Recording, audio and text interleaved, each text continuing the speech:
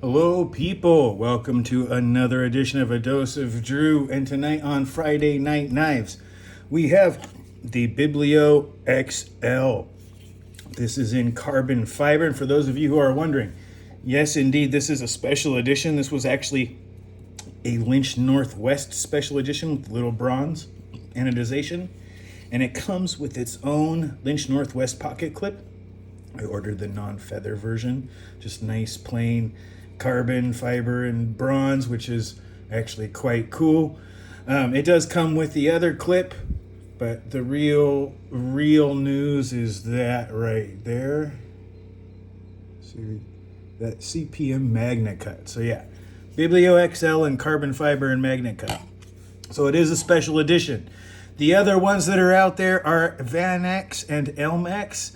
So it's not like if you get one of the other versions, you're going to be having troubles with good steel. It's just, I've not, for those of you who watch the channel, you already know I really like carbon fiber. It's probably my favorite handle material.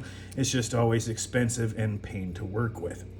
MagnaCut should not need any introduction at this point.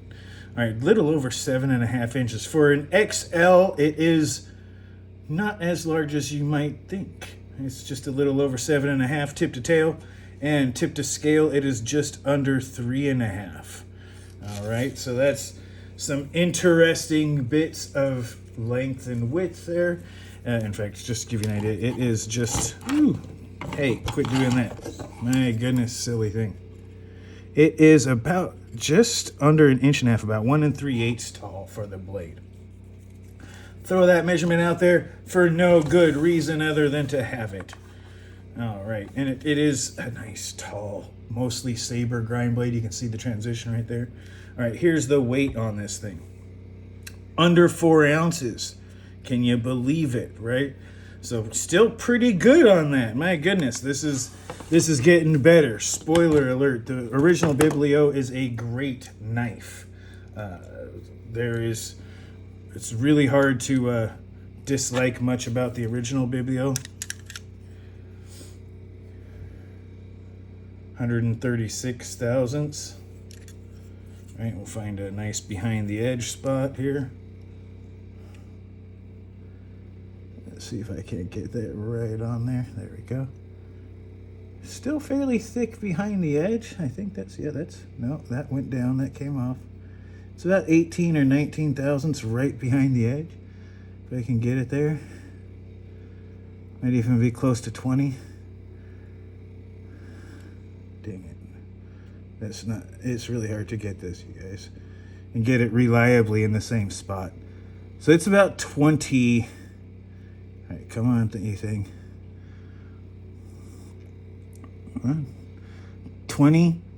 about 20 thousandths, 20.5 thousandths. Right there. It's still a little thick, but considering that the blade stock is where it is and that high grind, it's going to be very slicey. All right, so let's get some of the relational measurements here. Wanted to get those ones out of the way. Changing it up a little bit. First things first, the Paramilitary 2. As you can see, it's actually pretty close. Still a little bit for an XL. It's still a little bit smaller than that, which is an interesting bit. But if you look at the hand space, it almost perfectly matches the hand space. Going to do one of the old side-by-side comparisons here. If you look at kind of how it is, Paramilitary 2 has just a tiny bit more. Let me see. There we go. That might be a little bit better, right? Tiny bit more on the Paramilitary 2, just by a hair. Para 3, much closer. In fact, before I even set it down, let's take a look at this one in the same way.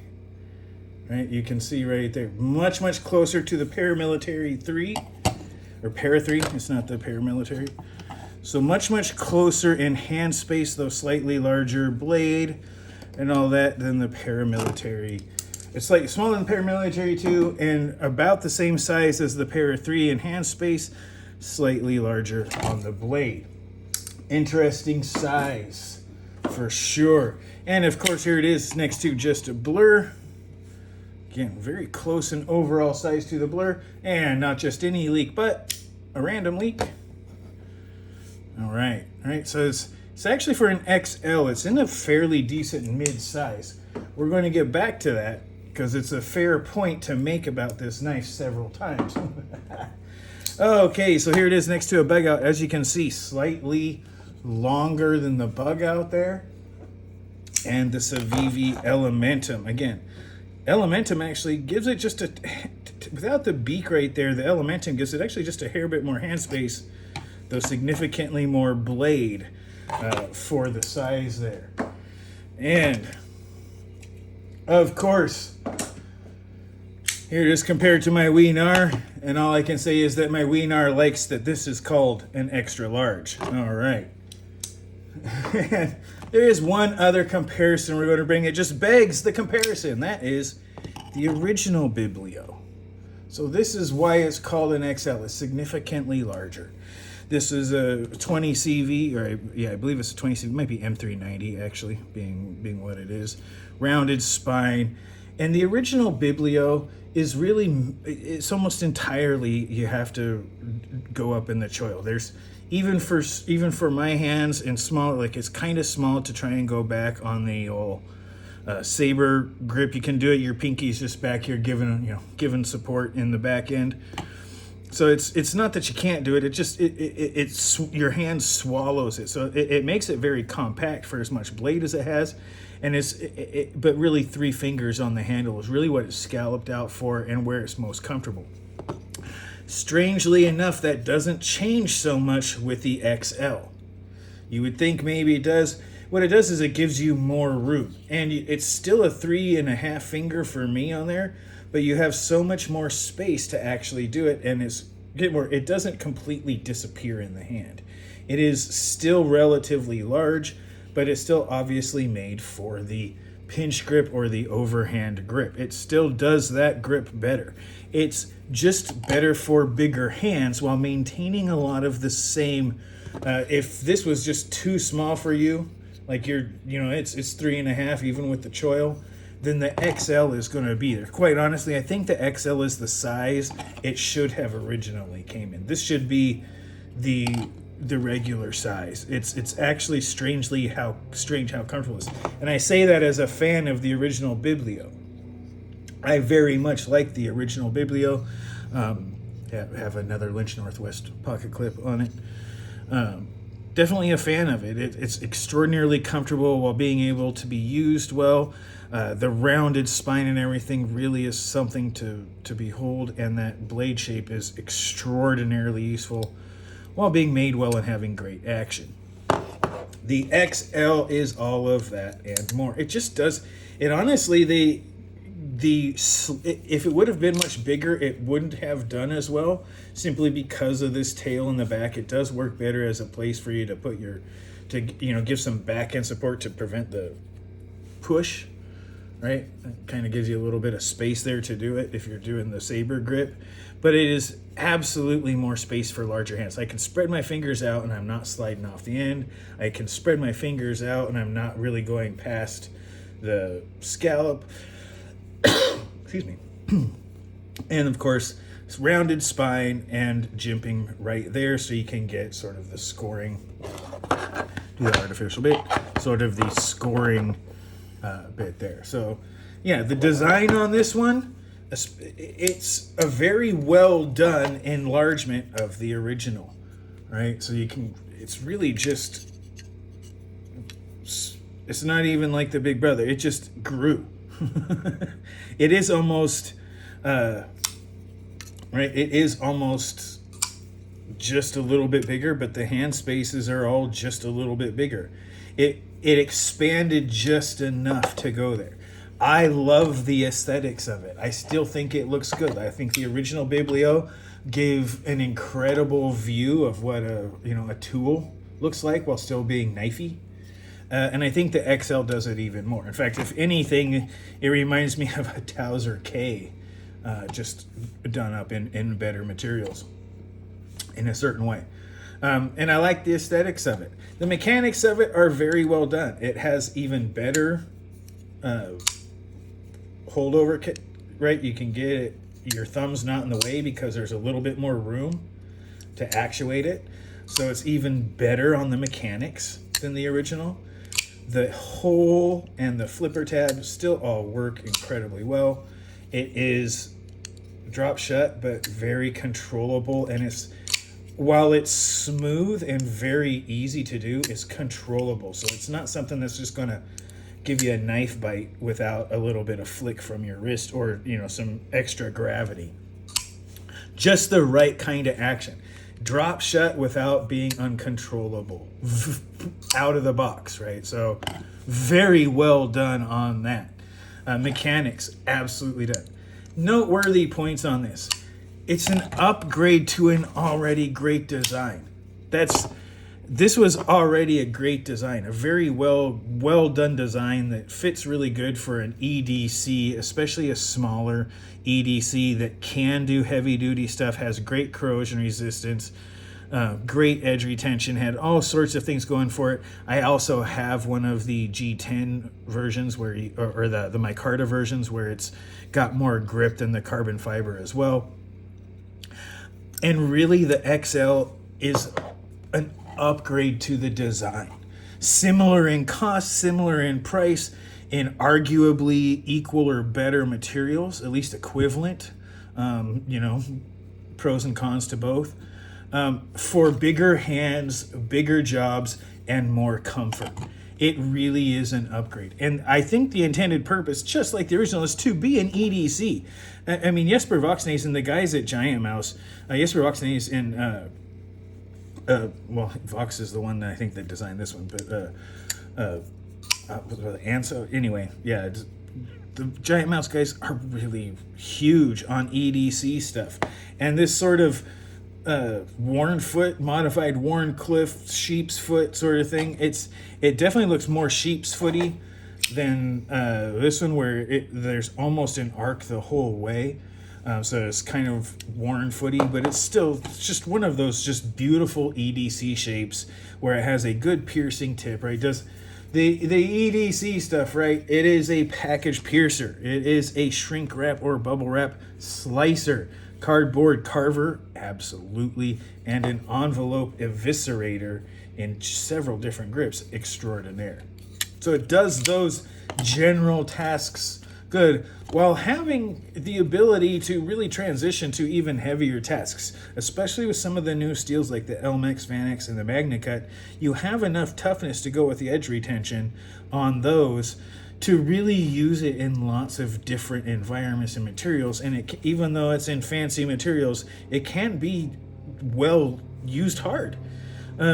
It's very tough. It has good solid construction. Those nested liners are fantastic. It is somewhat lightweight, but yeah, I'm looking. It's not even milled. It's just good enough at the size it is. Back spacers, everything well done. It's not washer, so there is the possibility of some grit to get in there, but so what? It's not exactly for sand, but just about everything else it will do. And that's important, because the intended purpose in EDC, it does it all well while being stylish and fancy at the same time. Not an easy thing to pull off. Now, the cost to value ratio isn't the highest, but it isn't very low, because while it's not inexpensive, you're talking over $200 for either. I believe these are coming around under $250 now. This one wasn't with the clip. Without the clip, I believe they're even coming in under $250 or thereabouts. So it is not an inexpensive knife in either form, but it's still a high value knife. You get great handle materials.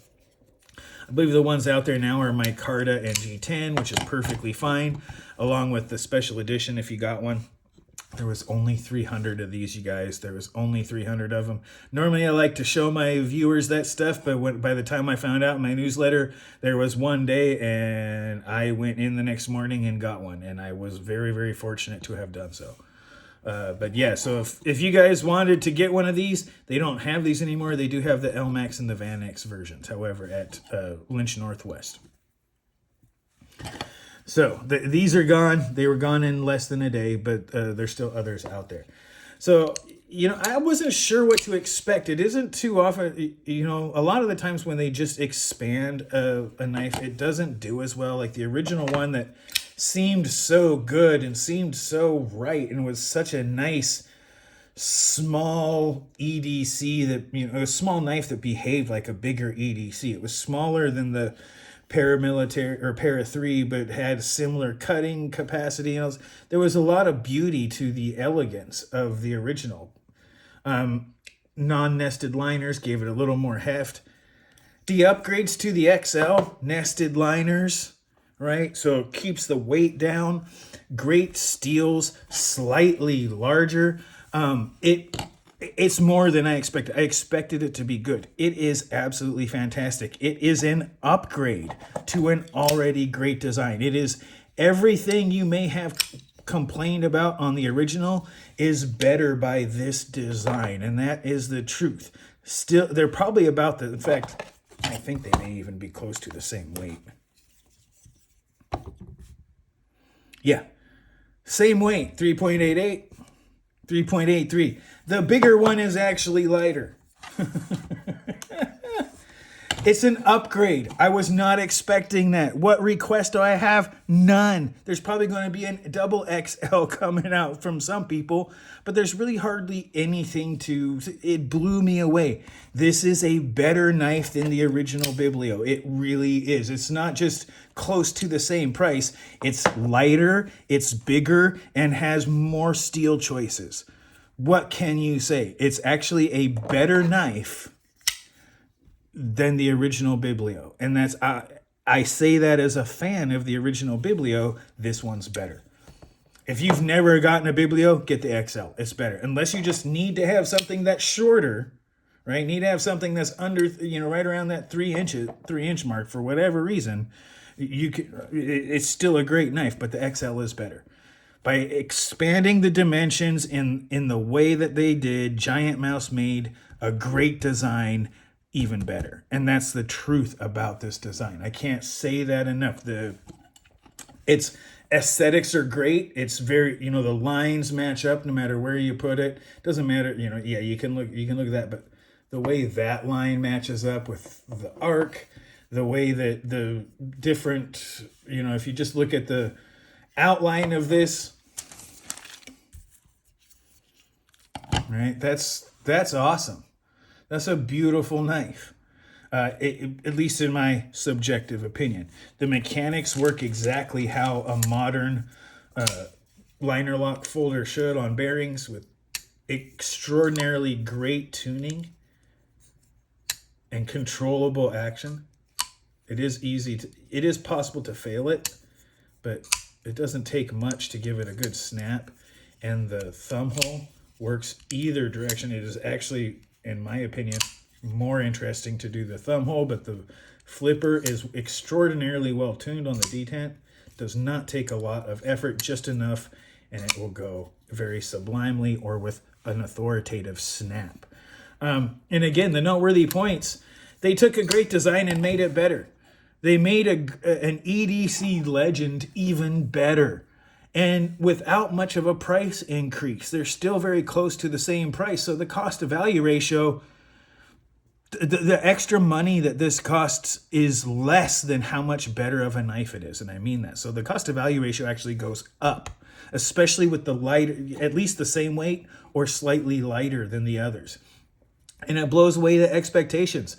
That's really hard to come by in the knife world or anywhere else. Very, very few times does a sequel, better the first or even equal, right? Very few times does a sequel, be an equal.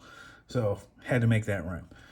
But yeah, the very, very few times. And the XL, the blade steel's cool and the carbon fiber is cool, but any good material will still perform this way. The design itself lends itself to great materials, but it would be, you could have this in G10 and 14 C28N and it would still be a great knife. You would have to have it cheaper, but it would still be a great knife. So yeah, there's that option too. But as it is in the high-end materials, As I said, this one was a special edition. It came with an extra clip that's usually a fair amount of money, and it was $300. I believe the other ones are coming around $230, $250. With the last time I got a Biblio, it was $199. So you're talking like not a huge increase in price for what is a significant, to my opinion, a significant increase in utility and appeal to more people. It just fits more hands, and even fits the people who, like my own hand, who fits the other Biblio, it just fits better. It just literally fits better and feels like it sinks into my hand more. It's thinner, it's lighter, the balance is right where it should be. It is right behind that pivot, right in between my fingers there, still doing fantastic, and I do enjoy the color matched anodization with the clip there. Very, very nicely done by the extras on here, very nicely done by Lynch Northwest, but the basics, Giantmouse did it again, and they did it better, and that's really hard to come by, and it's hard to even say, but I'm going to give it a 92. It is not cheap. If it was, it's better than that, but the overall, as I talk about not giving knife bites, I touched it there on the thing. Sharp from the factory. Anyway. So yeah, there is that. Oh well, it's on camera now. Sorry for anyone who doesn't like blood, but if you don't and you're watching this knife channel, what are you doing? Like you probably own knives. You have probably cut yourself before. But all right, you guys.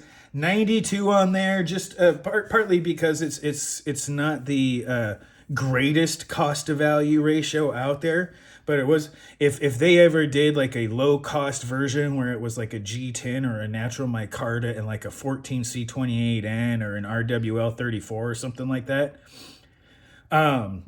and they were able to do it in the $50 to $70 range, this would be freaking fantastic. Even CPM 154 or something like it, like the RWL 34, right? Or 14C28N, those two kinds of steels in a lower price range, this thing would be just as good of a knife design, but at a lower price with a performance that would match it. It would probably get a better cost of value. But as it is, still fantastic.